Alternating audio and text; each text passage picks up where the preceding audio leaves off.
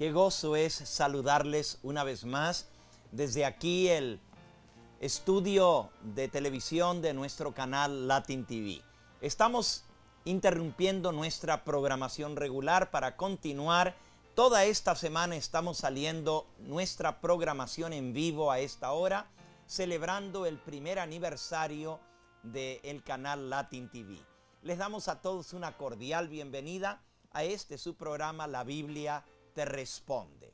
Y como ya ustedes saben, este programa es abierto para que todos puedan participar. Estaremos recibiendo sus llamadas telefónicas, estaremos recibiendo sus comentarios, sus preguntas y trataremos con la palabra de Dios de responderles a cada uno de ustedes. Por supuesto, antes de abrir el Santo Libro de Dios, vamos a pedir la dirección del Espíritu Santo, que sea Él quien nos guíe a comprender y a trazar correctamente la palabra de verdad. Les invito a inclinar sus rostros donde están para unirse con nosotros en la oración. Padre Santo y Dios nuestro, a través de Jesucristo, tu Hijo, invocamos la presencia de tu Espíritu Santo. Pedimos que tú nos guíes en este programa y que todo lo que aquí se diga y se haga glorifique tu nombre. Bendice, Señor, a nuestros televidentes, donde quiera que estén, tanto los que nos ven aquí a través de Latin TV en el área de California, como también aquellos que a través del Internet y otros medios de comunicación están al pendiente de esta transmisión. Que tu Santo Espíritu ilumine nuestra mente y enternezca nuestro corazón para ser no solamente oidores, sino hacedores de tu palabra. Gracias por escucharnos y gracias por la seguridad de que tú estás con nosotros en esta hora. Lo pedimos en ese nombre que es sobre todo nombre, en el nombre de Cristo Jesús, nuestro Salvador. Amén. Bien, amigos, estamos aquí juntos en los estudios de Latin TV 63.5 para recibir sus llamadas, sus comentarios. Si este canal ha sido de bendición para ti, pues llámanos. Ayer recibimos llamadas de toda América Latina, Sudamérica, Centroamérica, México y también de aquí de los distintos estados de Estados Unidos. Y si tú estás escuchando esta transmisión y quieres reportar tu sintonía, hazlo aprovechando esta oportunidad que los micrófonos y las líneas telefónicas están abiertas. El número está en pantalla, 888-633-9077. No olvides que son muchas las llamadas que entran y a veces te va a tocar esperar un poquito en línea hasta que podamos salir en vivo. Pero en esta hora queremos de inmediato abrir la programación respondiendo a una pregunta que nos quedó pendiente el día de ayer. La pregunta tenía que ver con un texto bíblico en Filipenses, en el capítulo 1 y en el versículo 23. Alguien llamó y nos pidió que explicáramos, no recuerdo el nombre de la persona ahora, pero el texto dice, Filipenses 1:23, porque de ambas cosas estoy puesto en estrecho, teniendo deseo de partir y estar con Cristo, lo cual es muchísimo mejor, pero quedar en la carne es más necesario por causa de vosotros. Este texto daría la impresión que Pablo está hablando acerca de que él preferiría morir y entonces ir a estar con Cristo en el momento de su muerte, pero si para el beneficio de la causa de Dios fuera más conveniente que él quedase aquí, pues le dice al Señor, no sé qué hacer, en ambas cosas estoy puesto en estrecho. Este texto leído así podría dar la impresión de que está contradiciendo lo que el mismo apóstol inspirado por Dios dice en otros lugares.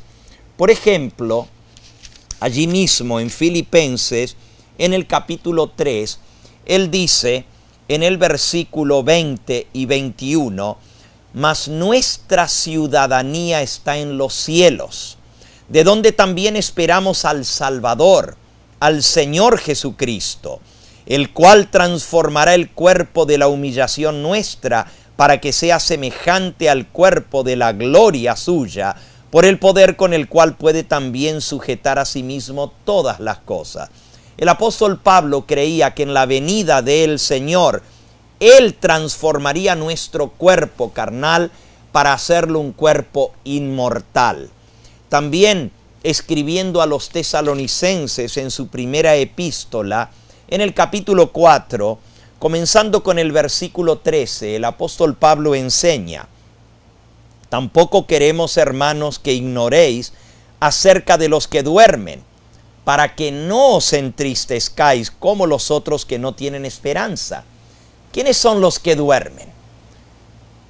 Obviamente, la Biblia le llama a los muertos los que están dormidos, y el mismo pasaje nos lo explica un poquito más adelante. Aquí el apóstol Pablo dice: no queremos, hermanos, que ignoréis acerca de los que duermen. Sigue diciendo, versículo 14, porque si creemos que Jesús murió y resucitó, así también debemos creer que traerá Dios con Jesús a la vida a los que durmieron en él. Por lo cual os decimos esto, versículo 15, en palabra del Señor, que nosotros que vivimos, que habremos quedado hasta la venida del Señor, no precederemos a los que durmieron, porque el Señor mismo, con voz de mando, con voz de arcángel y con trompeta de Dios, descenderá del cielo, y los muertos en Cristo resucitarán primero. Y luego nosotros, los que vivimos, los que hayamos quedado, seremos arrebatados juntamente con ellos en las nubes para recibir al Señor en el aire, y así estaremos siempre con el Señor. Aquí claramente el apóstol Pablo está enseñando que cuando un cristiano muere, está dormido esperando el retorno de Cristo, y que cuando Él venga, los muertos en Cristo van a resucitar, y nosotros los vivos juntamente con ellos le daremos la bienvenida a Cristo en gloria. Esta enseñanza es clara a lo largo de toda la palabra de Dios. La Biblia enseña que los muertos, buenos y malos, están dormidos esperando el retorno de Cristo, cuando Él venga a juzgar a los vivos y a los muertos. Entonces, ¿cómo entendemos Filipenses capítulo 1 y versículo 23? Que parecería decir que Pablo quiere irse a través de la muerte a estar con el Señor. Leo otra vez el versículo.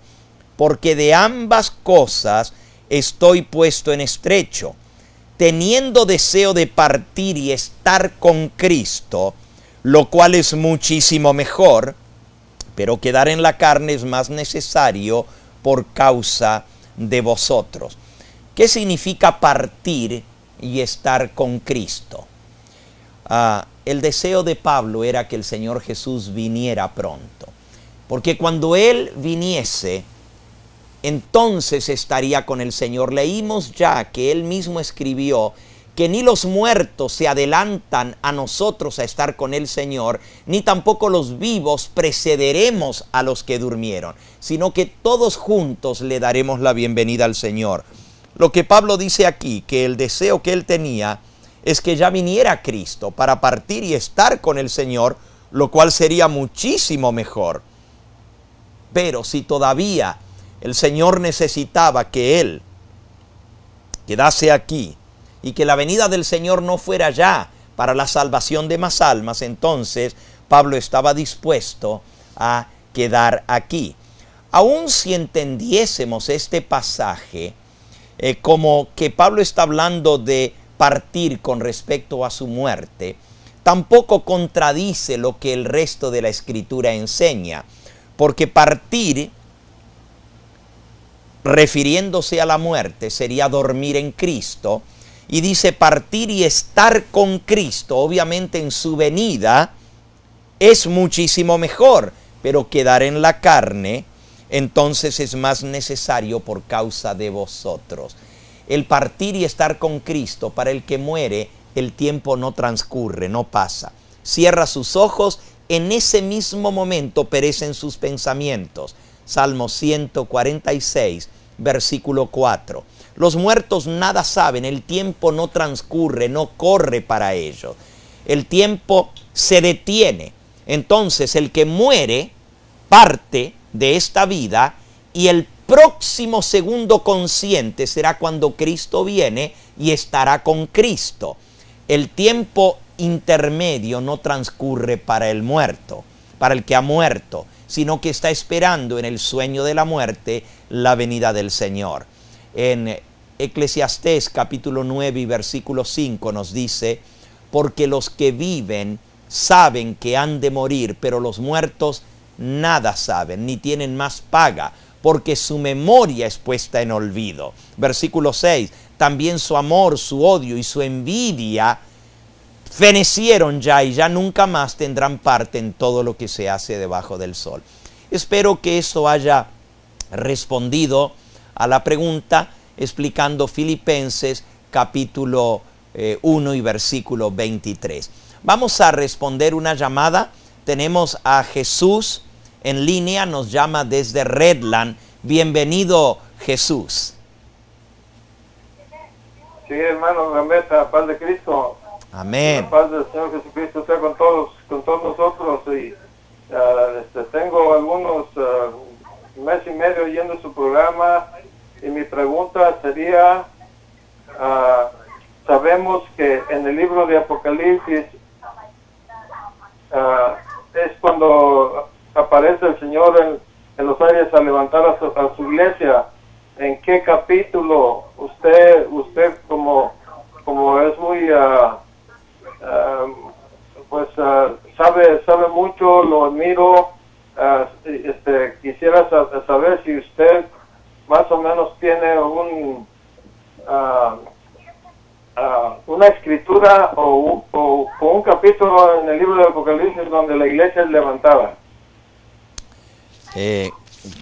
En Apocalipsis capítulo 1 y versículo 7 nos dice, he aquí que viene con las nubes y todo ojo le verá, y los que le traspasaron y todos los linajes de la tierra harán lamentación por él, así sea. Amén. Y entonces, en Apocalipsis capítulo 19, en un lenguaje grandioso, simbólico, profético, se menciona la venida de nuestro Señor Jesucristo y dice en el versículo 11, entonces vi el cielo abierto y aquí un caballo blanco y el que lo montaba se llama Fiel y Verdadero, que con justicia juzga y pelea. Sus ojos eran como llama de fuego, había en su cabeza muchas diademas y tenía un nombre escrito que ninguno conocía sino él mismo. Estaba vestido de una ropa teñida en sangre y su nombre es el Verbo de Dios. Los ejércitos celestiales, vestidos de lino finísimo, blanco y limpio, le seguían en caballos blancos. Estos son los ángeles que acompañan en la venida del Señor Jesús. De su boca sale una espada aguda para herir con ella las naciones, y él las regirá con vara de hierro, y él pisa el lagar del vino de la ira, del furor de la ira del Dios Todopoderoso. Y en su vestidura y en su muslo tiene escrito este nombre: Rey de Reyes y Señor de Señores.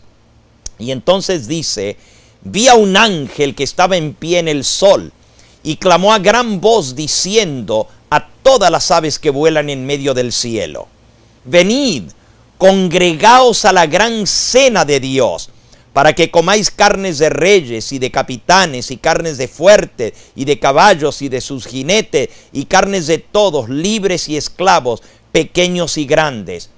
Y vi a la bestia y a los reyes de la tierra y sus ejércitos reunidos para guerrear contra el que montaba el caballo y contra su ejército.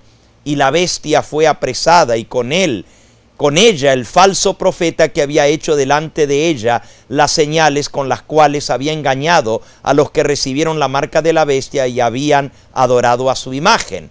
Estos dos fueron lanzados vivos dentro de un lago de fuego que arde con azufre, y los demás fueron muertos con la espada que salía de la boca del que montaba el caballo, y todas las aves se saciaron de las carnes de ellos. Esta escena que acabamos de leer describe la venida del Señor Jesús acompañado de millones de ángeles, como en caballos blancos, como un rey victorioso, como un conquistador que viene a libertar a su pueblo de los ejércitos que estaban haciendo guerra contra el pueblo de Dios. Esta escena nos la presenta en el capítulo 17 y en el versículo 14. Pelearán contra el Cordero y el Cordero los vencerá, porque Él es el Señor de señores y Rey de reyes, y los que están con Él son llamados y elegidos y fieles. Así que los que están con Cristo son los llamados, los elegidos y los fieles. Él viene a destruir a la bestia, al falso profeta, y también a destruir a todos los que se plegaron en la rebelión con Dios. El capítulo 19 entonces, respondiendo directamente a Jesús, quien nos está llamando desde Redlands, es que en el capítulo 19 está la venida del Señor Jesús. Y ya en el capítulo 20 vemos a los redimidos, los que han resucitado y los que salieron victoriosos en la gran tribulación, ya los vemos con el Señor celebrando el juicio en el cielo. Apocalipsis capítulo 20 y el versículo 4 dice: y vi tronos, y se sentaron sobre ellos los que recibieron la facultad de juzgar. Y vi a las almas de los decapitados por causa del testimonio de Jesús y por la palabra de Dios, los que no habían adorado a la bestia ni a su imagen, y que no recibieron la marca en sus frentes ni en sus manos, y vivieron y reinaron con Cristo 1000 años. Así que los redimidos, los que fueron muertos en la gran tribulación y resucitan en la venida del Señor, y los que no adoraron a la bestia y a su imagen, todos vamos a vivir y reinar con Cristo por 1000 años. Aquí ya la iglesia ha sido arrebatada, ha sido llevada con el Señor, y los impíos han sido destruidos con el resplandor de su venida. La bestia y el falso profeta están apresados, y dice que van a estar apresados por 1000 años. Dice en el versículo 3 que el diablo fue arrojado al abismo y fue encerrado, y se puso su sello sobre él para que no engañase más, hasta que fuesen cumplidos 1000 años, y después de esto debe ser desatado por un poco de tiempo. Espero que esto haya respondido a la pregunta de nuestro hermano Jesús. Tenemos en línea al hermano Ismael, que nos llama de San Dimas. Bienvenido, hermano Ismael. Adelante. Dios le bendiga, Pastor Gambetta. Es un gran privilegio entrar una vez más a su hermoso programa en vivo, ¿verdad? Entre usted habla las líneas y la imagen de Latin TV se mira bastante claro ahora, ¿verdad? Amén, amén. Ustedes han mejorado mucho esta imagen. Gloria a Tengo Dios. dos preguntas. La primera pregunta es esta: la apostasía que habla la Biblia está afectando a todas las iglesias en general, ¿no es cierto, hermano? La apostasía es el apartarse de la verdad, el renegar de la fe. Y estaba profetizado que en esos tiempos finales vendría esa gran apostasía. Lo podemos leer en Primera de Timoteo, capítulo 4, versículo 1. El Espíritu dice claramente que en los postreros tiempos algunos apostatarán de la fe, escuchando a espíritus engañadores y a doctrina de demonios. Y en la página anterior, en Segunda de Tesalonicenses capítulo 2, nos dice en el versículo 1 al 3 Con respecto a la venida de nuestro Señor Jesucristo y nuestra reunión con Él, os rogamos, hermanos, que no os dejéis mover fácilmente de vuestro modo de pensar, ni os conturbéis, ni por espíritu, ni por palabra, ni por carta como si fuera nuestra, en el sentido de que el día del Señor está cerca. Nadie os engañe en ninguna manera, porque no vendrá el día del Señor sin que antes venga la apostasía y se manifieste el hombre de pecado, el hijo de perdición, el cual se opone y se levanta contra todo lo que se llama Dios o es objeto de culto, tanto que se sienta en el templo de Dios haciéndose pasar por Dios. Sí, hermano Ismael, esta apostasía va a afectar al mundo entero. Y el reinado del anticristo justo antes de la venida del Señor, dice aquí, el hombre de pecado, el hijo de perdición, se haría adorar como si fuera Dios. Nos dice en el versículo 9 que millones van a ser engañados con las señales, prodigios y milagros que este poder engañoso va a traer. Versículo 9, el inicuo cuyo advenimiento es por obra de Satanás, con gran poder y señales y prodigios mentirosos y con todo engaño de iniquidad para los que se pierden, por cuanto no recibieron el amor de la verdad para ser salvos. Por esto Dios les envía un poder engañoso para que crean la mentira, a fin de que sean condenados todos los que no quisieron creer en la verdad, sino que se complacieron en la injusticia. Mucha gente va a ser engañada. El apóstol Pedro lo dice de esta manera en su segunda epístola en el capítulo 2. Hubo falsos profetas, segunda de Pedro 2:1, entre el pueblo en el pasado, como habrá entre nosotros falsos maestros que introducirán encubiertamente herejías destructoras y aún negarán al Señor que los rescató, atrayendo sobre sí mismos destrucción repentina. Y el versículo 2 dice, y muchos seguirán sus disoluciones, por causa de los cuales el camino de la verdad será blasfemado. Y el versículo 3, por avaricia harán mercadería de vosotros con palabras fingidas. Así que, hermano Ismael, la apostasía iba a engañar a mucha gente. Muchos seguirían estos engaños. El error y la mentira está diseminada por todas partes. En todas las iglesias hay maestros, como dice aquí, que introducen herejías destructoras. Por eso nuestra base no tiene que ser en lo que enseña un hombre, en lo que enseña un maestro, sino en la palabra de Dios. La salvación se encuentra en Cristo y en seguir su palabra, no en basarnos en enseñanzas de iglesias, ni de maestros, ni de evangelistas. Por eso aquí en esta programación nosotros lo demostramos todo con una sí está escrito en la palabra de Dios, y por eso nuestro programa lleva por título La Biblia te responde. Así que espero que esto haya ayudado con su pregunta, hermano Ismael. Tenemos desde Los Ángeles al hermano Silvestre. Bienvenido, hermano Silvestre, a nuestro programa La Biblia te responde.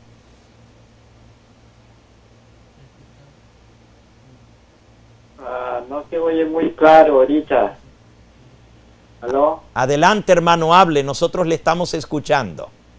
Ok, Pastor Gambetta, le he visto muchas veces desde su programa empezó y mi pregunta es de que cómo yo pudiera hacer para verlo a usted en vivo, porque lo que está enseñando, yo quiero estar en el grupo de ustedes que enseñan la verdad. Yo soy adventista, pero de Hollywood, pero he visto que allí el pastor y cosas está como la apostasía ya entró mucho, que ellos hacen de la cruz de Jueves Santo y de Santo y cosas así, y de la guardan del árbol de Navidad y cosas esas, y hasta incluso estamos en una transición porque sacaron a ese pastor, está en transición, porque pues vieron que está muy metido en el apostasía y ahorita no tenemos pastor ahí en la iglesia. Por eso quisiera verlo en vivo, donde está su iglesia, para yo poder ir a visitarlo. Y también a ver del doctor Baez, porque he visto de curación así de plantas y de la forma que nuestro Señor cura. Ahorita yo tengo diabetes y he tomado unas pastillas que me ha hecho demasiado mal, los huesos y todo me duelen y no puedo dormir. Hace como un mes que no puedo dormir por causa de eso. Yo quería ver cómo puedo hacer para estar en contacto con ustedes o verlo en vivo, pues, a usted o al doctor o como sea. Con mucho gusto, hermano Silvestre. Nos da mucha alegría poder saludarle. Y con respecto a lo que usted menciona, recuerde lo que acabamos de decir con la persona que llamó hace un momentito atrás. Nuestra base no tiene que estar en una iglesia, en una enseñanza de hombres, sino en la palabra de Dios y seguir la palabra de Dios. Sabemos que estas cosas van a suceder y están sucediendo donde quiera. Por eso nuestra base tiene que estar firmemente establecida en una, así está escrito, y guiarnos por la palabra de Dios. Yo sé que es difícil podernos congregar en lugares donde las costumbres o prácticas no están de acuerdo a la palabra de Dios. Quisiera animarle a usted a aferrarse a Cristo y a buscarle a Él de todo corazón. Con respecto a congregarse donde nosotros estamos, usted es más que bienvenido, pero recuerde que su fidelidad tiene que estar a donde Dios lo tiene para poder defender la verdad ante aquellos que no la entienden o están siendo engañados. Nuestra iglesia está en el sur de Los Ángeles. Una de nuestras iglesias, de las congregaciones que tenemos, está en el 2626 de la calle Liberty, esquina con Long Beach Boulevard en Southgate. Eso no queda muy lejos de Los Ángeles, está en el sur. También tenemos congregaciones en en otras ciudades de alrededor de Los Ángeles, y usted es más que bienvenido. En cuanto a su salud, hermano Silvestre, quiero decirle que hay maneras de no solamente mejorar, sino de sanar la diabetes. Hemos escuchado el testimonio de cantidad de personas que han sido sanadas a través de los medios naturales. Y no solamente para usted, hermano Silvestre, sino para muchos otros que nos escuchan, que pueden estar sufriendo ya sea de diabetes o cáncer o de cualquier otra enfermedad.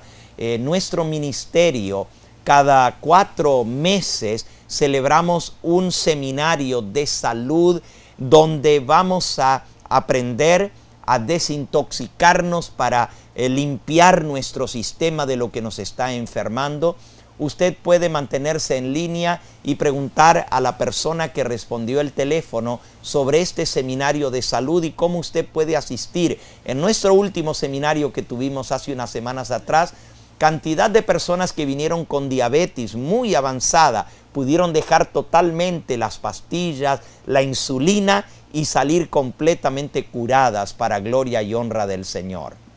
Por eso queremos animarles a ustedes que nos escuchan, igual que al hermano Silvestre, a que puedan buscar estos medios naturales. En cuanto al doctor Baez, él no tiene su práctica aquí en Los Ángeles, sino en Nueva York, pero él viene de vez en cuando a darnos temas de salud aquí con nosotros, y tenemos también otros médicos que nos enseñan la medicina natural para poder sanar nuestros cuerpos de la manera como Dios quiere que nos sanemos, cambiando nuestro estilo de vida.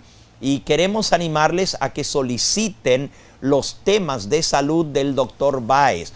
Hermano Silvestre, usted los puede pedir allí mismo al canal, y de esa manera los podrá recibir y verlos y recibir esas enseñanzas para poder mejorar su salud. Le deseamos lo mejor y que la mano del Señor Todopoderoso pueda estar sobre usted, y ojalá que pronto podamos saludarnos en persona. Vamos a dar lugar ahora a nuestro hermano Víctor, que nos llama desde el área de Whittier. Bienvenido, Víctor. Amén, Dios lo bendiga. Amén. Sí, sí, tengo una pregunta, pastor. Mire,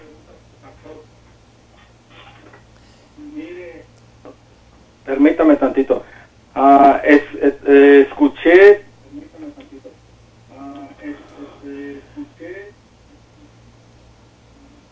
una predicación tocante a la inmortalidad del alma.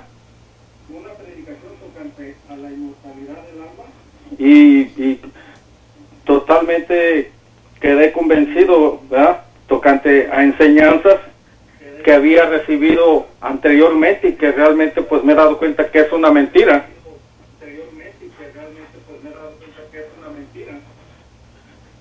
Entonces, ya ve, o sea, anteriormente me enseñaron que cuando uno muere, va uno al cielo con Jesús o al infierno, pero con la enseñanza tocante a la inmortalidad del alma está muy claro ahí lo que dice. Entonces mi pregunta es, en Lucas 23 versículo 39 al 43, donde Jesús fue crucificado con dos ladrones, y es ahí donde Jesús le responde, ¿verdad?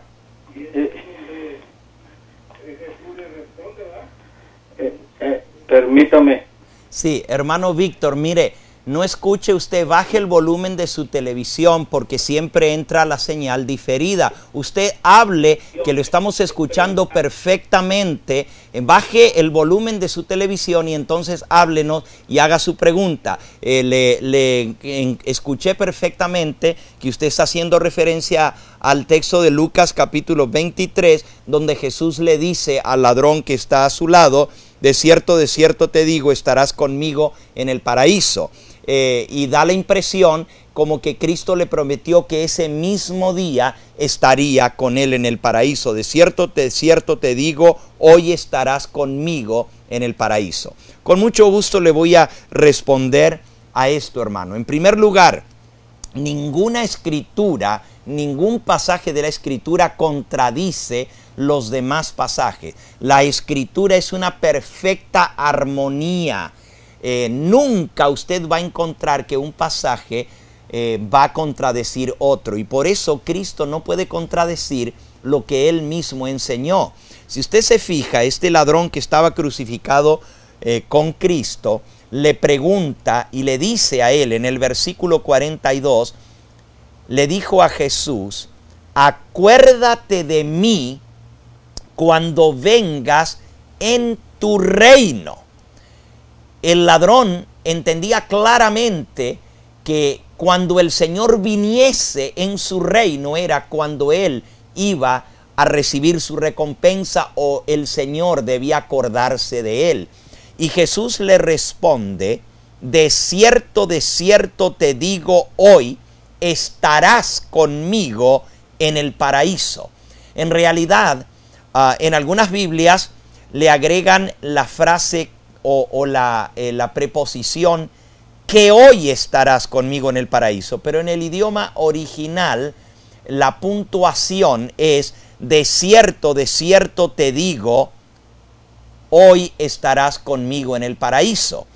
Lo podemos entender como que ese mismo día estaría el ladrón con Cristo en el cielo, en el paraíso, o también lo podemos entender de cierto te digo, hoy, en el momento en que parece todo perdido, que tú estás muriendo y yo también estoy muriendo, hoy, por tu fe, te garantizo que cuando venga en mi reino estarás conmigo en el paraíso.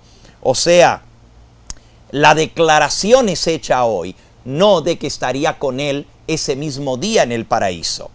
¿Y cómo sabemos que esta es la interpretación correcta? Primero, porque está de acuerdo con lo que la Biblia enseña con respecto a los muertos. Segundo, porque ni el mismo Señor Jesucristo subió a su Padre al cielo al morir. El ladrón ni siquiera murió ese mismo día.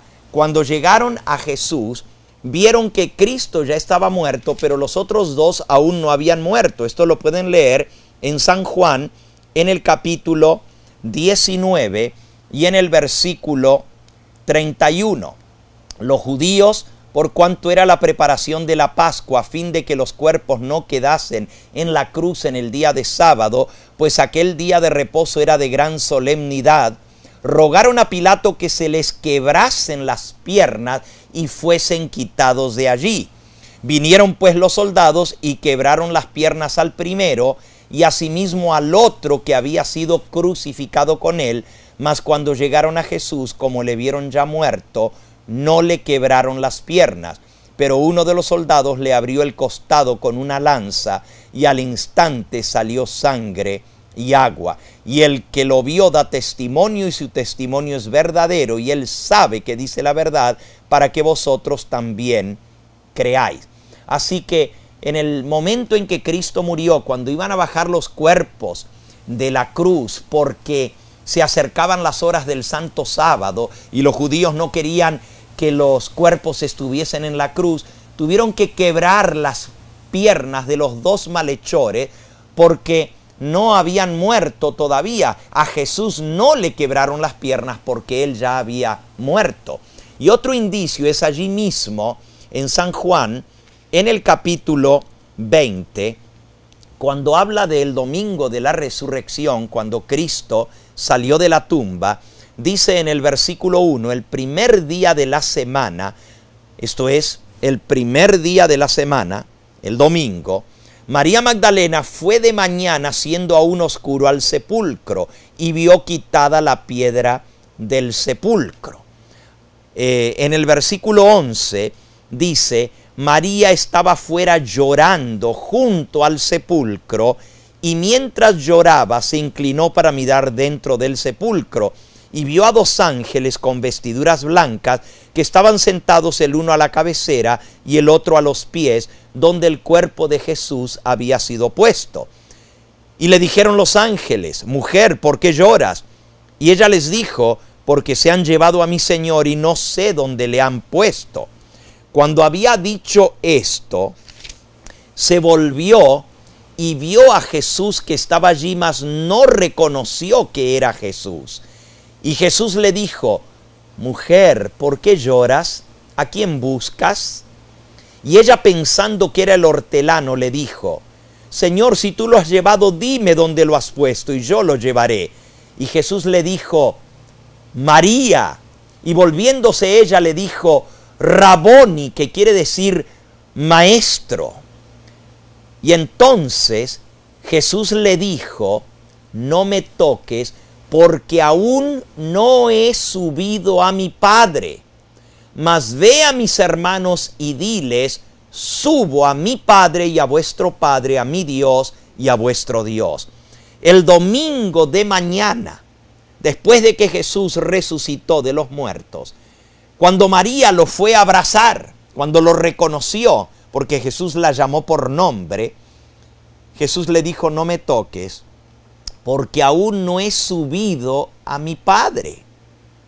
Así que, ¿cómo le podría haber dicho al ladrón que fue crucificado con él, hoy, viernes, vas a estar conmigo en el paraíso, cuando ni él mismo el domingo había subido todavía a su Padre? Recién iba a subir a su Padre, por eso les dijo, diles a mis apóstoles, voy a mis hermanos, subo a mi Padre y a vuestro Padre, a mi Dios y a vuestro Dios. Y María fue a dar las buenas nuevas a los discípulos de que había visto al Señor, para que lo que Cristo le dijo al ladrón esté de acuerdo con las mismas palabras del Señor Jesús.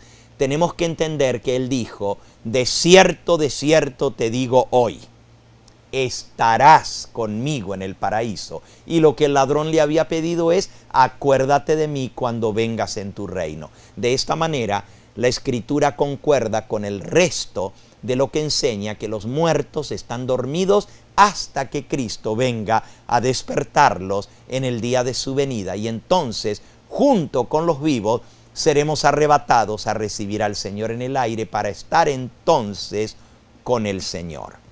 Espero que esto haya respondido a su pregunta, hermano Víctor.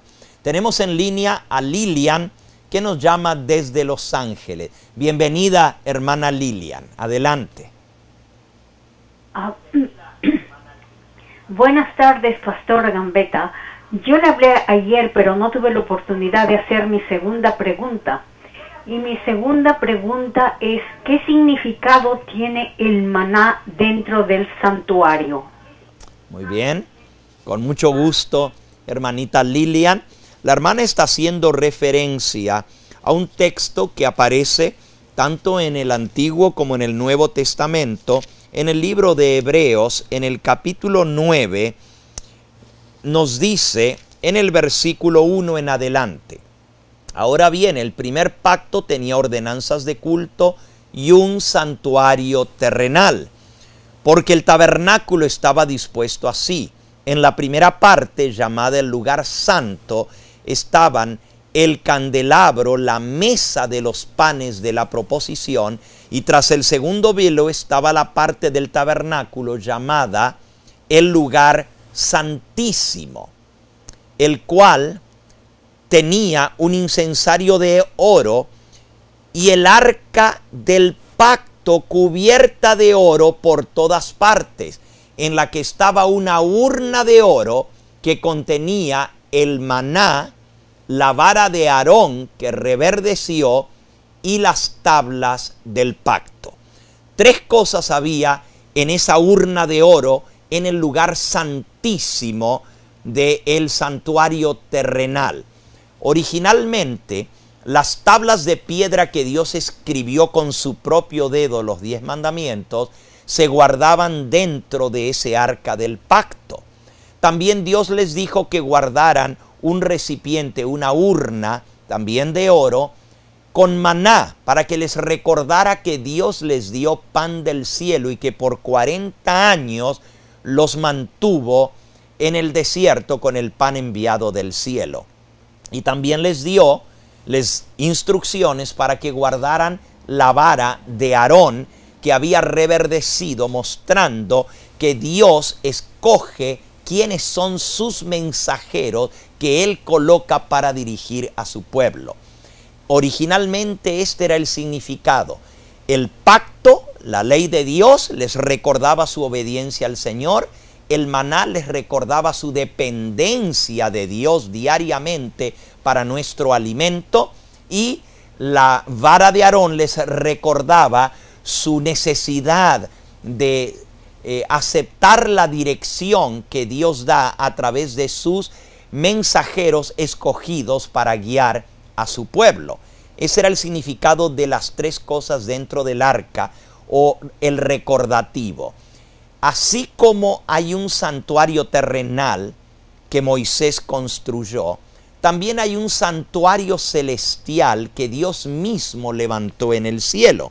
Y nos dice en el libro de Hebreos, en el capítulo 8, ahora bien, versículo 1, el punto principal de lo que venimos diciendo es que tenemos tal sumo sacerdote, el cual se sentó a la diestra del trono de la majestad en las alturas, ministro del santuario y de aquel verdadero tabernáculo que levantó el Señor y no el hombre. Así que, así como había un santuario terrenal, y eso lo dice en el versículo 5, que los sacerdotes terrenales servían a lo que era figura y sombra de las cosas celestiales, como se le advirtió a Moisés cuando iba a erigir el tabernáculo, diciéndole: mira, haz todas las cosas conforme al modelo que se te ha mostrado en el monte.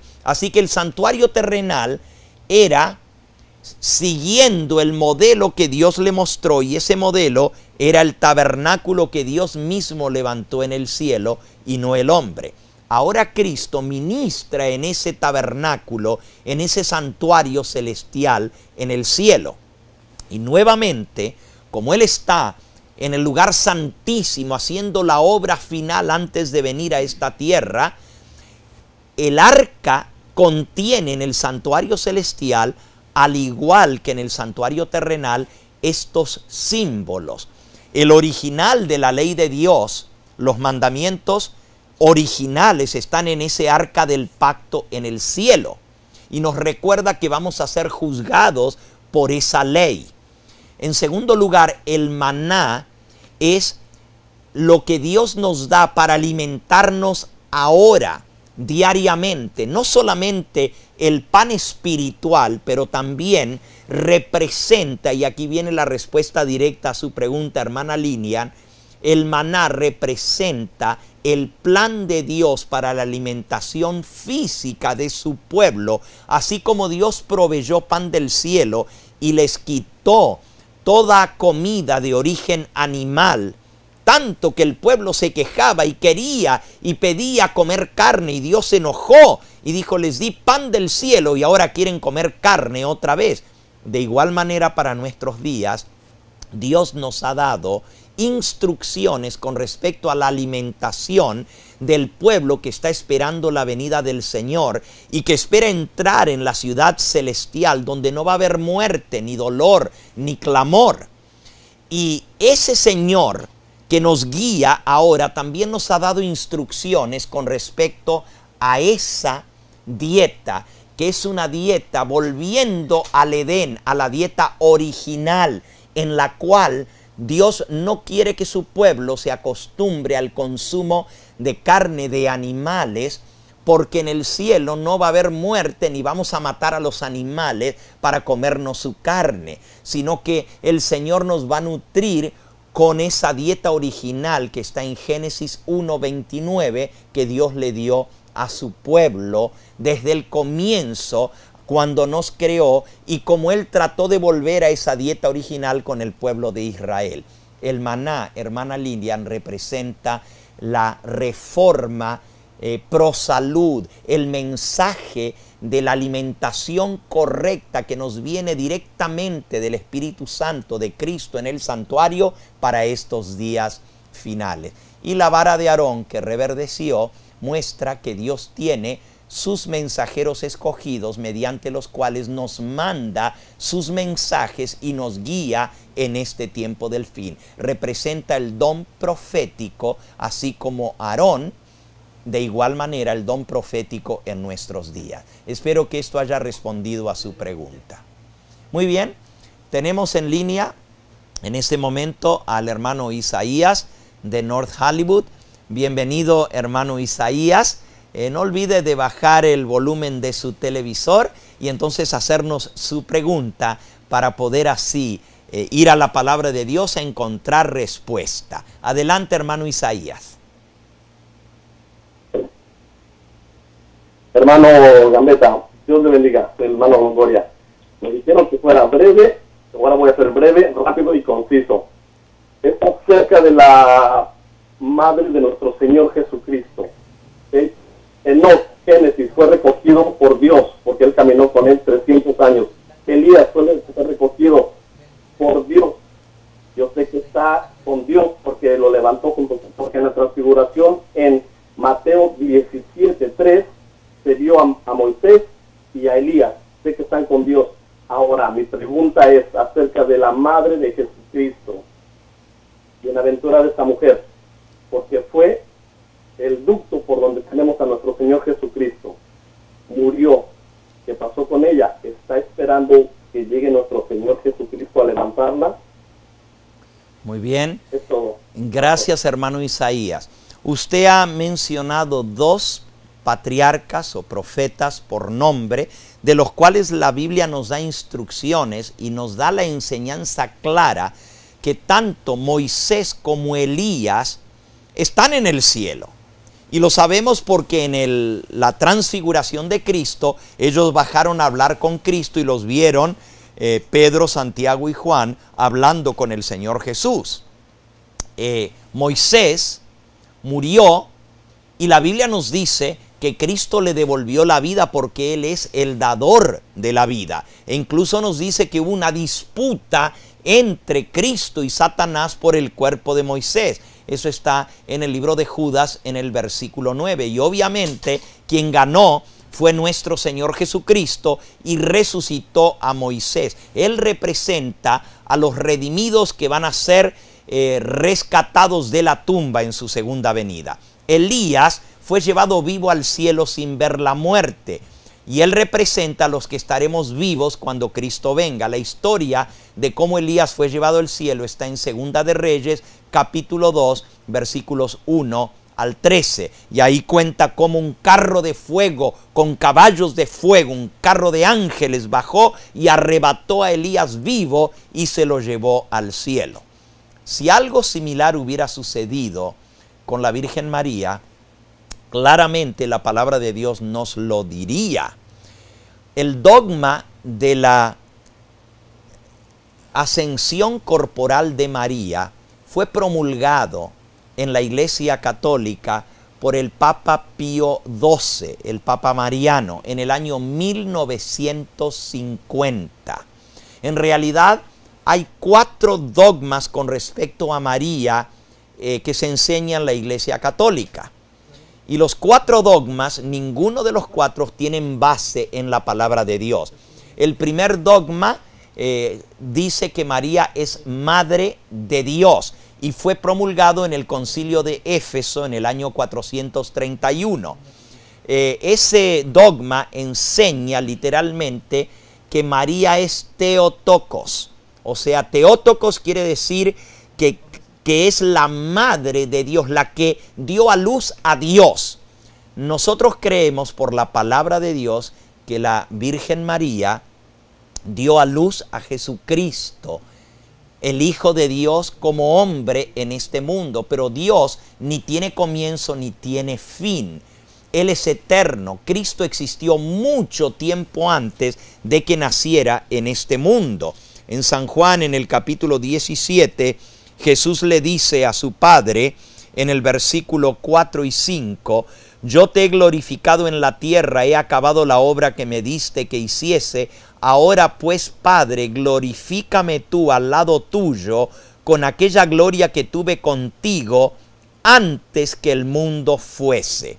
Obviamente Cristo existió mucho antes de que Jesús, Yahshua, viniera a nacer de María en esta tierra. Existió con su Padre desde antes de la creación del mundo, porque Él es Dios y existe desde toda la eternidad con su Padre.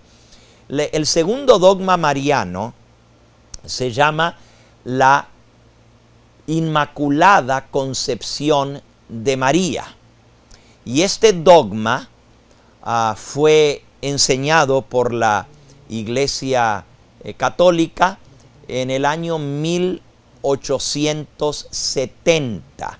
Se incluyó este dogma. Un dogma quiere decir una doctrina que todo católico necesita creer para ser católico. O sea, so pena de ser excomulgado si no la acepta. La perpetua virginidad de María y la Inmaculada Concepción de María en el año 1873. 2 dogmas marianos. Ninguno de los 2 tampoco tienen base en la Biblia. La palabra de Dios sí enseña que la Virgen María era virgen cuando Cristo nació, fue concebido. Pero no enseña que la Virgen María fue concebida inmaculadamente. El dogma de la Inmaculada Concepción de María no es bíblico. Enseña que la Virgen María fue concebida por obra y gracia del Espíritu Santo sin pecado. O sea, por eso el Ave María dice, Ave María Purísima, sin pecado concebida. No solo que Cristo fue concebido en forma sobrenatural, sino que también María. La Biblia no enseña ese dogma. Tampoco enseña la perpetua virginidad de María, que ella fue virgen antes, durante y después del parto, y que siempre siguió siendo virgen. La Biblia nos dice en Mateo capítulo 1, En el versículo 22 en adelante, todo esto aconteció para que se cumpliese lo dicho por el Señor por medio del profeta cuando dijo: He aquí una virgen concebirá y dará a luz un hijo, y llamará su nombre Emanuel, que traducido es Dios con nosotros. Y despertando José del sueño, hizo como el ángel del Señor le había mandado, y recibió a su mujer, pero no la conoció hasta que dio a luz a su hijo primogénito, y le puso por nombre Yahshua o Jesús. Así que aquí dice que José no la conoció, y el término bíblico para conocer se refiere a tener relaciones íntimas.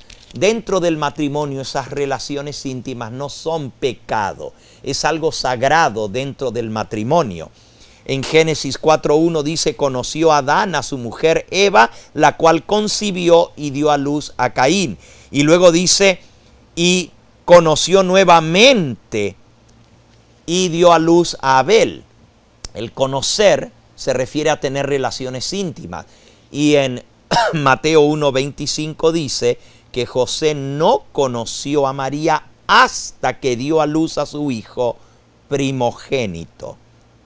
Así que después de eso vivieron en el santo vínculo del matrimonio como esposo y esposa, aunque la Biblia no nos menciona si ella tuvo más hijos. El cuarto dogma mariano, y recapitulando, el primero es María, Madre de Dios. Segundo es Inmaculada Concepción de María. El tercero es Perpetua Virginidad de María. Y el cuarto dogma mariano es la Asunción Corporal de María.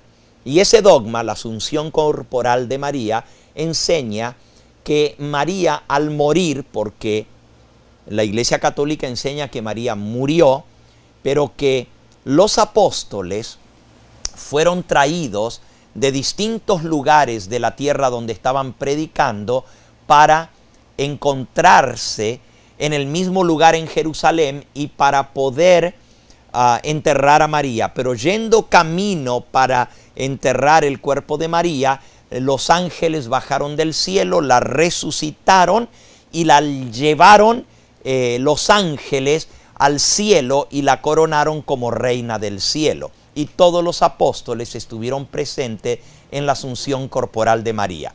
Eso es lo que enseñó el Papa Pío XII en el año 1950, y este dogma fue proclamado como enseñanza católica obligatoria para todo católico el 15 de agosto de 1950. En otras palabras, le tomó 1900 años a la Iglesia Católica promulgar este dogma de la asunción corporal de María. Aunque la enseñanza de que María estaba en el cielo y que intercedía por nosotros tiene muchos siglos que se practica en la Iglesia Católica, pero el dogma de la asunción corporal recién desde 1950 se declaró como dogma. Otra vez, no tiene base bíblica esta enseñanza. La palabra de Dios no lo enseña.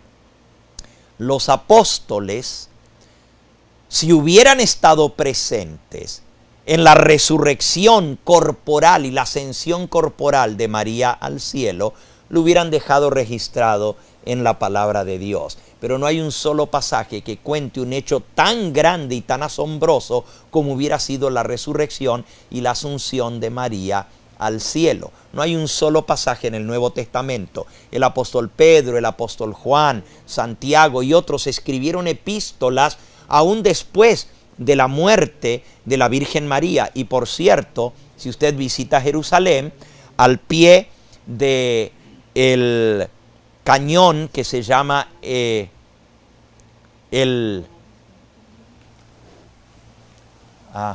por favor, ¿sí? No es para carta, es que tú si podrías bajar tu voz al hablar porque me estás interrumpiendo. Muchas gracias. Gracias. Continúo entonces.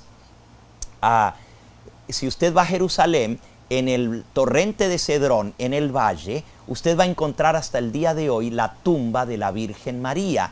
y allí la puede ir a visitar cruzando el puente del torrente de Cedrón a mano izquierda. Al cruzar el puente camino al huerto de los Olivos, usted va a encontrar la tumba de la Virgen María, de María. Así que si hubiera ascendido al cielo, pues no estaría su tumba hasta el día de hoy. Espero que esto haya contestado su pregunta. Estamos en línea todavía recibiendo llamadas, nos quedan algunos minutos más. Allí tienen el teléfono en pantalla y tenemos a Luis desde Los Ángeles que nos llama. Bienvenido, Luis, escuchamos. No olvides de bajar el volumen de tu televisor. Adelante, Luis. Claro que sí. Claro que sí, mi hermano. Hermano pastor, Dios le bendiga. Para empezar, le diré que soy de Honduras. Mi familia, pues, hemos sido evangélicos.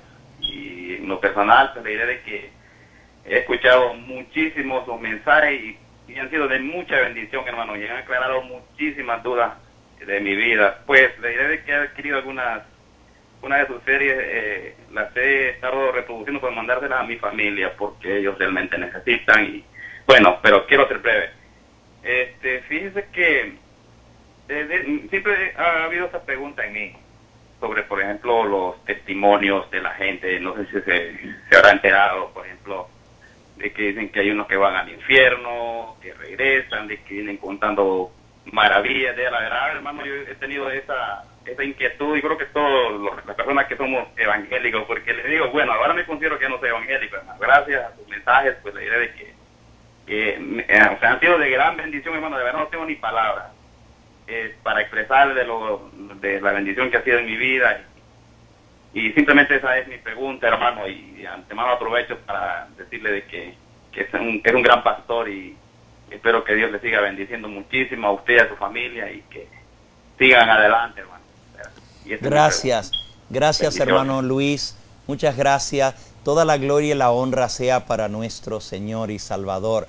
A Él nos debemos lo que somos y el conocimiento que Él nos da, toda la sabiduría viene del cielo y a la gloria sea solamente para el Señor. Hermano Luis, hay muchas personas que cuentan experiencias que dicen que volvieron de la muerte, que estuvieron muertos y regresaron, que vieron como un túnel y una luz al final del túnel, etc. Estas experiencias que se llaman experiencias sobrenaturales o ultra muerte, muchas personas las comparten y tienen más de una explicación. A veces en la misma mente de la persona ya está el concepto de que han escuchado esto anteriormente y en el momento en que entran en la inconsciencia, en una sala de operaciones o en un accidente, su mente que ya tiene esto proyecta esas imágenes como ellos se la han imaginado. En otros casos puede ser las mismas drogas que les dan en ese momento, pero la pura verdad, hermano Luis, es que no hay un solo ejemplo en la Biblia de algo similar a esto, ni que las personas vayan o al cielo o al infierno. Uno de los casos más claros que tenemos en la palabra de Dios, y como este programa se llama La Biblia te responde, pues tengo que responder con la palabra de Dios. Si lo que nos dice alguien contradice a lo que dice las Escrituras, pues yo me quedo con lo que dice la Biblia y no el testimonio de alguien. La Biblia nos da el testimonio de un hombre que murió, fue sepultado y estuvo 4 días enterrado y Jesús lo resucitó. Está en San Juan, en el capítulo 11, y el nombre de ese hombre era Lázaro. Y nos dice en el capítulo 11 de San Juan y en el versículo 38, Jesús profundamente conmovido otra vez vino al sepulcro. Era una cueva y tenía una piedra puesta encima. Y Jesús dijo: quitad la piedra. Y Marta, la hermana del que había muerto, dijo: Señor, hiede ya, porque es de 4 días. Ya tenía 4 días de estar enterrado. Y Jesús le dijo: ¿no te he dicho que si crees verás la gloria de Dios? Entonces quitaron la piedra de donde había estado el muerto. Y Jesús, alzando los ojos a lo alto, dijo: Padre, gracias te doy por haberme oído. Yo sabía que siempre me oyes, pero lo dije por causa de la multitud que está alrededor, para que crean que tú me has enviado. Y habiendo dicho esto, clamó a gran voz: Lázaro, baja del cielo. No, ¿verdad que no dice eso? Oh, perdón, me equivoqué. Lázaro, sube del infierno. ¿Dice así la Biblia? Tampoco. ¿Qué dice? Lo tienen en pantalla. Y habiendo dicho esto, clamó a gran voz: Lázaro, ven fuera. Y el que había estado muerto salió, atadas las manos y los pies, con vendas en el rostro, envuelto en sudario. Y Jesús le dijo: desatadle y dejadle ir. Lázaro resucitó de los muertos después de 4 días de estar muerto. Si fuera cierto que cuando uno muere va al cielo o va al infierno, pues qué terrible hubiera sido que el Señor lo bajara del cielo para venir otra vez a vivir en esta tierra, porque al dar vuelta a la página descubrimos que hubo un complot para matar a Lázaro. San Juan capítulo 12 y versículo 10. Pero los principales sacerdotes acordaron dar muerte también a Lázaro, porque a causa de él muchos de los judíos se apartaban y creían en Jesús. Así que por el testimonio de Lázaro, que había estado muerto, mucha gente creía en Cristo y decidieron matarlo. Ahora, ¿qué oportunidad hubiera sido para que Lázaro contara lo que vio detrás de la tumba? O sea, si hubiera estado en el cielo, o si hubiera estado en el seno de Abraham, o si hubiera estado en el infierno, o en el purgatorio, o en alguna parte, pero no hay un solo testimonio de lo que él vio. Y este sí es un hombre que volvió después de la muerte, porque Cristo lo resucitó. En otras palabras, yo me quedo con lo que la palabra de Dios enseña, en lugar del testimonio de personas que posiblemente realmente no llegaron a morir como tal, porque lo cierto es que todos ellos están contando y no fueron resucitados por el Señor. Posiblemente su corazón dejó de latir, pero todavía al devolverles el latido, ya sea por respiración artificial o por un shock eléctrico, lo que sea, volvió a latir el corazón, pero su cerebro no dejó de funcionar, y su cerebro pues les dio imágenes, así como cuando uno sueña. Y si uno ya tiene algo puesto en la cabeza, pues lo lógico es que esas imágenes van a venir en ese momento. Esa sería la explicación más plausible, sin tratar de negar el hecho de que hay personas que hayan contado estas experiencias, pero contradicen lo que enseña la palabra de Dios. La Biblia dice: los muertos nada saben. Están esperando el día de la resurrección, buenos y malos, cuando el Señor venga a juzgar a los vivos y a los muertos y a dar a cada uno conforme a sus obras. Eso es lo que enseña la palabra de Dios. Muy bien, tenemos en línea a Celia, que nos llama desde Los Ángeles. Nuevamente la hermana Celia, bienvenida.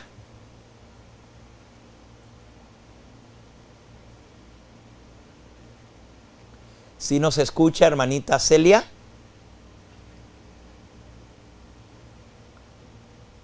Muy bien, creo que perdimos la llamadita de la hermana Celia. Si gusta volver a llamar, y si no, seguimos con la próxima llamada. Adelante.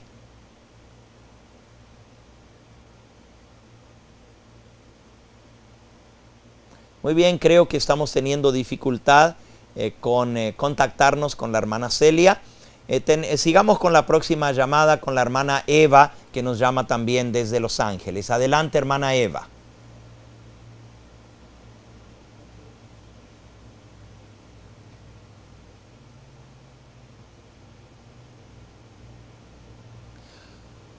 Ok, creo que estamos teniendo entonces problemas con la conexión telefónica. Nos da mucho gusto, y mientras volvemos a tener la sintonía o la conexión telefónica, quisiera decirles algo muy bueno. Muchos nos están escuchando en esta hora y nuestro ministerio, el Evangelio Eterno, visita distintos países para dar campañas evangelísticas. Y en esta hora quiero hacerles una invitación muy especial a aquellos que nos escuchan. Y les gustaría hacer un viaje misionero con el Evangelio Eterno. En el mes de octubre, el equipo del Evangelio Eterno, con los que filman y con todo una compañía de personas que nos acompañan en las campañas evangelísticas, vamos a tener una campaña evangelística en la ciudad de San José, Costa Rica, en Centroamérica. A los que les gustaría venir a acompañarnos, queremos decirles desde ya la fecha. Será del 4 al 17 de octubre de este año 2013. Y queremos decirles que ustedes están bienvenidos. Hemos puesto un paquete en el cual ustedes puedan participar de las campañas evangelísticas allá, pero también puedan conocer el país, ya que es un país precioso. Este servidor tuvo el privilegio y la oportunidad de vivir en Costa Rica por 9 años. Nuestros hijos estaban pequeños y allá pues fueron a la escuela y se criaron. Por 9 años vivimos allá. Es mi patria adoptiva. Y les puedo decir que es un país realmente hermoso, con sus lagos, sus volcanes, sus montañas, sus playas. Es una tierra privilegiada, así como todas las tierras de Centroamérica, una zona tropical preciosa. Vamos a ir a conocer muchos de los lugares, no solamente las ciudades, sino la naturaleza. Por ejemplo, un lugar que se llama Río Celeste, donde literalmente el agua, como es volcánica, viene un río de agua natural y se junta con otro río y ahí se cambia el color del agua y se hace totalmente celeste, azul, por los elementos volcánicos que contiene. Es algo precioso. El volcán del Poás, donde se puede ver su cráter en ebullición y activo, y muchos otros lugares como son lugares de belleza natural.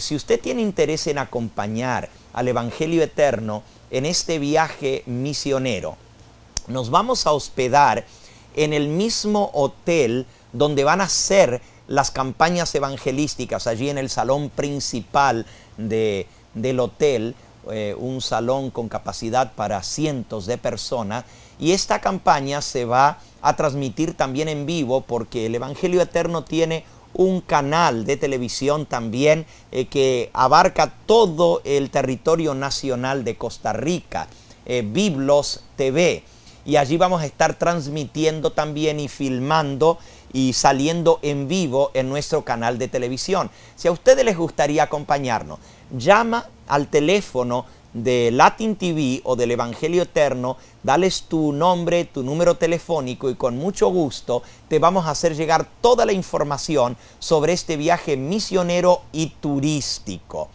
Vamos a ir a otros lugares turísticos también del país para que ustedes puedan gozarse con nosotros y pasar un tiempo feliz compartiendo la palabra de Dios y también visitando el hermoso país centroamericano de Costa Rica. Bien, ahora sí está de vuelta con nosotros Celia y vamos a darle la oportunidad que ella haga su pregunta. Adelante, hermana Celia. Dios lo bendiga, hermano pastor. Gracias a Dios que hay personas como usted que Dios tiene para que nos aclare muchas cosas que nosotros por años no entendíamos. Hermano, para una persona que está doctrinada de cierta manera es más difícil comprender las cosas que una persona que nunca escuchó nada.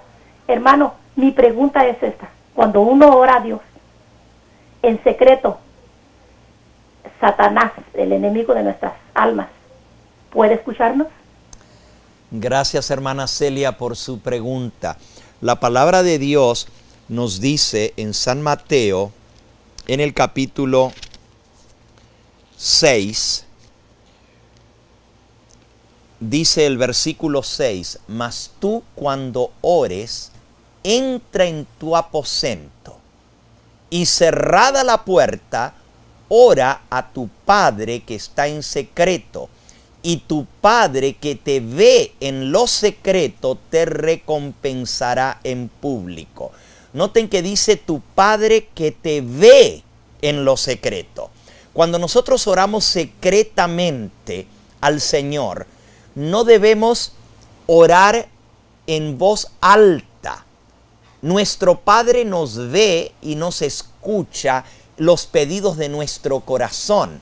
Si nosotros expresamos, si estamos diciendo algo al Señor que queremos que solamente Él lo sepa, pues no debemos pronunciarlo en alta voz.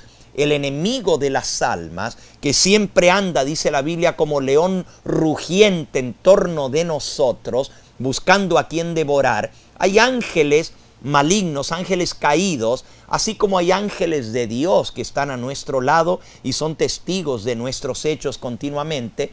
También hay ángeles del enemigo y ellos están al pendiente de cada palabra que nosotros decimos. A veces, cuando le pedimos algo al Señor y el diablo escucha lo que le estamos pidiendo, él se puede adelantar para tratarnos de responder ese pedido al Señor de una manera como el Señor no lo haría o no quiere hacerlo Dios, porque no es para nuestro bien. Y entonces Satanás nos puede engañar. Mientras que si le oramos al Señor, dice aquí, ora a tu Padre que está en secreto. En secreto quiere decir que ningún oído humano ni angélico lo escuche, solamente nuestro Padre Celestial. El diablo no puede leer los pensamientos. Él puede ver nuestros labios. Si nosotros balbuceamos lo que estamos diciendo, Él puede leer nuestros labios. Él puede ver nuestras actitudes. Él puede ver nuestras miradas, la manera como reaccionamos ante las cosas. Pero Él no puede leer nuestros pensamientos. Por eso, cuando queremos orarle al Señor en secreto, hagámoslo con nuestra mente y el Señor lee nuestra mente y puede contestar nuestras oraciones. Tenemos a José, que nos habla también desde Los Ángeles. Bienvenido, José. ¿Cuál es tu pregunta? Sí. Buenas tardes, pastor. Mucho gusto. Mi pregunta es, tengo dos preguntas. Una, Sofía 1:4 dice que los Baales van a ser exterminados de nuestro corazón. Y otra es que por qué los nombres personales solo en la Biblia se traducen y no en otros personajes. Muy bien. Con mucho gusto le contestamos, hermano José. En el libro de Ezequiel, en el capítulo 36, nos dice que Dios quiere quitar todos los ídolos de nuestra vida. Dice Ezequiel capítulo 36 y versículo 25. Esparciré sobre vosotros agua limpia y seréis limpiados de todas vuestras inmundicias, de todos vuestros ídolos os limpiaré. Os daré un corazón nuevo y pondré un espíritu nuevo dentro de vosotros. El Señor quiere quitar todo aquello que tenga relación con la idolatría. Hay muchas personas que dicen que hay ciertos nombres o títulos que se aplican a Dios que también se usan en las religiones paganas o idólatras, como por ejemplo el nombre Dios, el nombre Señor y otros. Es cierto, ayer contestábamos esto y leímos un pasaje de 1 Corintios capítulo 8, donde el apóstol Pablo nos dice, versículo 5, porque aunque hay algunos que se llamen dioses, ya sea en el cielo o en la tierra, como hay muchos dioses y muchos señores. Noten, hay muchos dioses y muchos señores.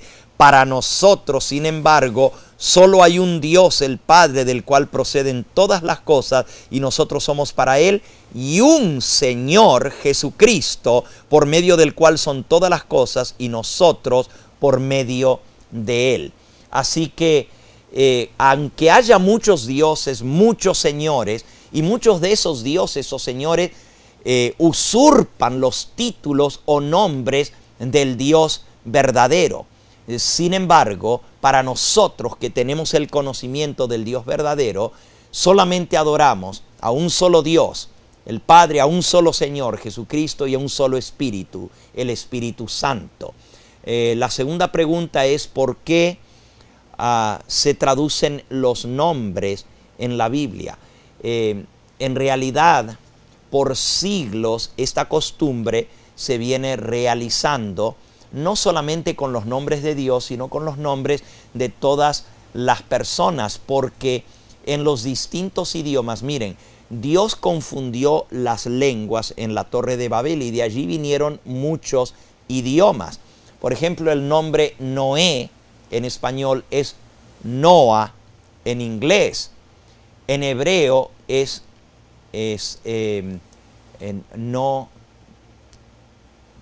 bueno, se me va el nombre de Noé. El nombre de José, como es tu nombre que nos estás hablando, en hebreo es Yosef. En español es José, en griego es Yosefus, y así varía de idioma en idioma. Cuando a ti te dicen Joseph y se dirigen a ti, tú sabes que te están hablando a ti. De igual manera, nuestro Padre Celestial, si nosotros le decimos Yahweh, que es su nombre en hebreo, Él no se entiende, pero si le decimos Señor o le decimos Dios, Él sabe que nos estamos refiriendo a Él, o le decimos Padre. El Señor tiene muchos nombres y apelativos en la Biblia.